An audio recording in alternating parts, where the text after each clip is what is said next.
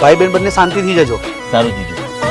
તમે કીધા એટલા ડગલા અમે ભર્યા, અમે વેરા ફૂલને કોટા તમે વેરા. એ હવે મનની વાતો મનમાં મારા રેવા દો નથી, કેવું ઘણું હવે જાવા દો તમે, જીવોને કોકને જીવવા દો તમે, જીવોને અમને જીવવા દો.